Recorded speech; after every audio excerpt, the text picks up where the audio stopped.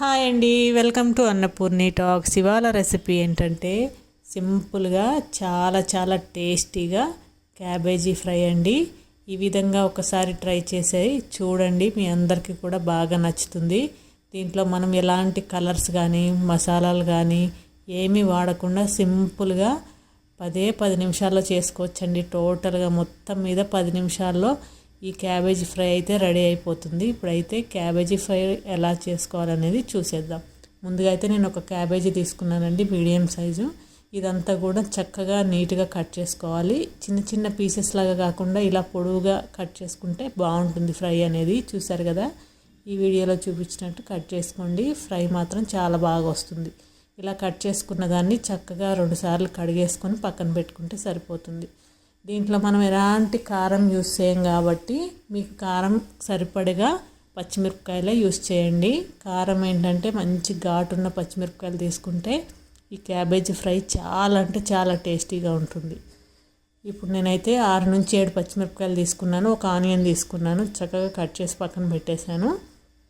ఇప్పుడైతే stove on చేసి pan పెట్టుకొని నేనైతే పల్లి ఆయిల్ యూస్ చేస్తున్నానండి.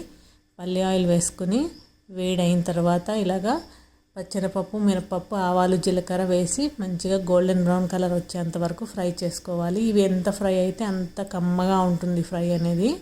ముందుగా పచ్చిమిరపకాయలు, ఉల్లిపాయలు, కరివేపాకు 3 కూడా వేసేసుకొని మంచిగా గోల్డెన్ బ్రౌన్ కలర్ వచ్చేంత వరకు మనం ఫ్రై చేసుకోవాలి. మరీ డార్క్గా అవసరం లేదు, నార్మల్ గోల్డెన్ బ్రౌన్ కలర్ వస్తే సరిపోతుంది.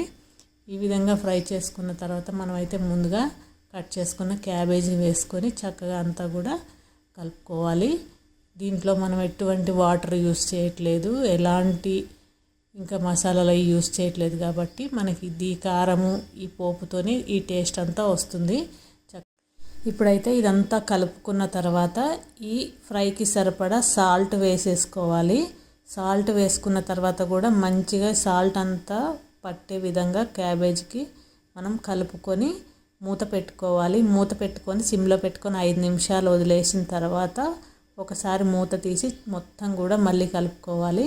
ఇంకా మూత అనేది పెట్టకుండా మనం ఇలానే ఫ్రై చేసుకుంటూ ఉండాలన్నమాట. చూశారు కదా, చక్కగా మనకి ఫ్రై అనేది అయిపోతుంది. మనకి మీకు ఎంత కావాలి ఇంకా కూడా ఫ్రై చేసుకోవాలంటే చేసుకోవచ్చు. ఈ మాత్రం అయితే సరిపోతుంది. లాస్ట్లో కొంచెం కొత్తిమీర చల్లుకొని దించేసుకుంటే సరిపోతుందండి. చాలా అంటే చాలా బాగుంటుంది. చాలామంది ఇంకా కొంచెం మరీ వేపేస్తారనమాట, మరీ డార్క్గా. అంత అవసరం లేదు. చక్కగా మనకి క్యాబేజ్ కుక్ అయిపోయింది. చాలా చాలా టేస్టీగా కూడా ఉంటుంది. తప్పకుండా ట్రై చేయండి.